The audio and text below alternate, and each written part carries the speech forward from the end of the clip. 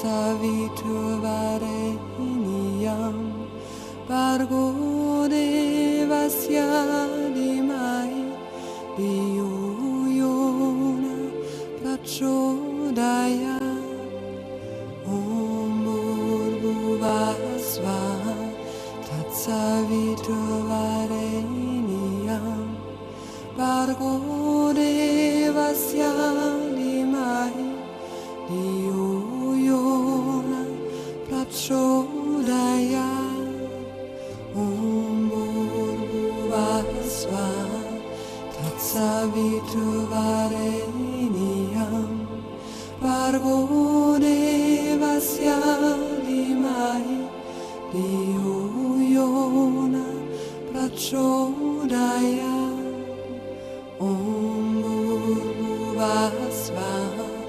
Tatsaviturvarenyam Bargo Devasya Dhimai Dhiyo Yona Prachodayat. There is a quality which comes through in the film, and this was in a way the original quality which I wanted to catch, which is the energy of the masters, the light of the masters, the aura of the masters. Because when you watch the film, you're watching truth being spoken.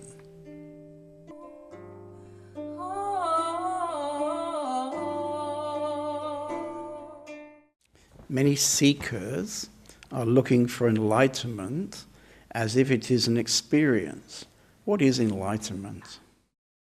Sometimes we use words that can point at what really cannot be said in words. And for a while, a word may be useful and fresh and, wow, throw you back into the unknown. And then it becomes something and we go, oh yeah, right, enlightenment. Well, the moment you ask the question, you make it an object. And I look at this object and I can't find this object. Buddha's enlightenment, Ramana Maharshi's enlightenment. And simply because Ramana had his, therefore the seeker may think this is what I should work towards, or I shouldn't work towards, but I should wait for grace. I've never met her. And then grace will come, and then that will change my life. Enlightenment is to see that what is self is ever enlightened, and that what is not so self will never be enlightened. And then to be that what is self. And then there is no before and no after in it. And this is not something big or something small. This is simply a little aha. Nothing special. It's like a split second, everything is done. It's just the happiness of this moment, and that barrier of, oh, this is enlightenment and this is before enlightenment, this is after, is also gone, which is also a very relaxing feeling, So you don't care too much about enlightenment either, I think. I have no idea. I really don't know. It's I feel like a happening. You feel like a happening? Yeah. I'm just, things happen and I'm part of that happening, and that's what happens. And it will happen until I stop happening in this physical body, and then something else will happen.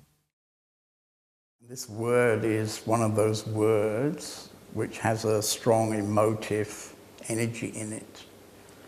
When I was younger, it had the effect of completely changing my life. And I saw it as a kind of solution.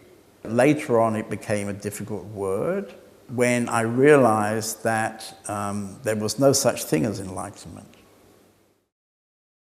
The complete marriage between the absolute and the relative. We could say that enlightenment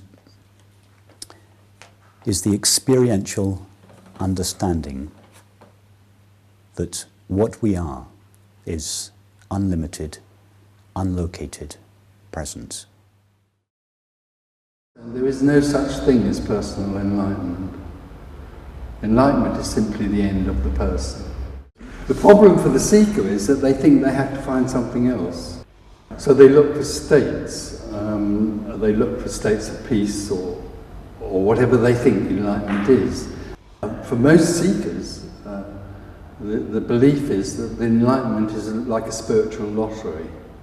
If they win it, then their whole life will then be free of suffering and everything will be wonderful and everybody will love them and all this sort of nonsense.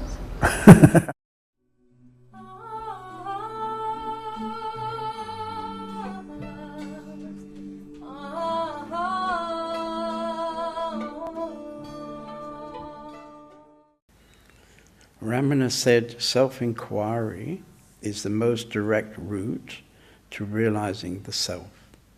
What do you say about self-enquiry and how to conduct self-enquiry? It is so valuable to come to know whom I. For me, as a meditator, when I hit on the path, that I should ask myself whom I was not interested. Only if I came to Punjaji, everybody whom I, okay, Dolano, then if everybody asks whom I, let's find out whom I, okay, what to do, isn't it? So when I came to know whom I was so surprised. It made all the difference. You know, a meditator can't really come to know whom I. I'm in total agreement with Ramana's words. It is the most unsparing tool, instrument, practice, if you may say, for blowing the cover and exposing that the ego, the feeling of I, based upon the idea that I'm the body-mind, is a complete fake. I say it is as quick as looking in the mirror and seeing one's reflection. The mirror doesn't give an opinion. It doesn't tell you, please wait, I'm too busy. It's always available. And I would somehow liken the inquiry to that type of effectiveness. If you keep talking and saying, what am I, there is no room for the answer. You are always projecting your own stuff. So really, the important element of the self-inquiry is not the question, what am I, being asked, but rather the listening to the answer. So it could be said that the question, what am I, it would be enough to ask it once, and then to listen to the answer. And then our life, in all its details, our daily life, then becomes the listening to the answer, you see?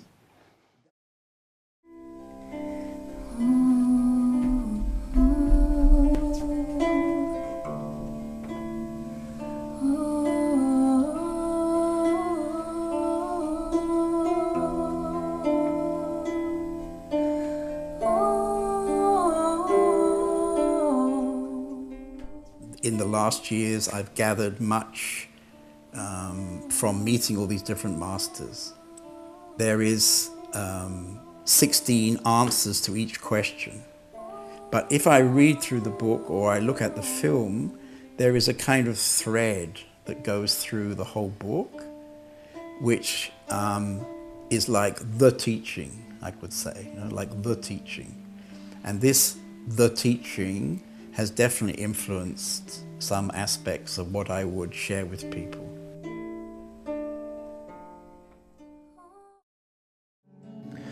Radhe, Radhe, Radhe.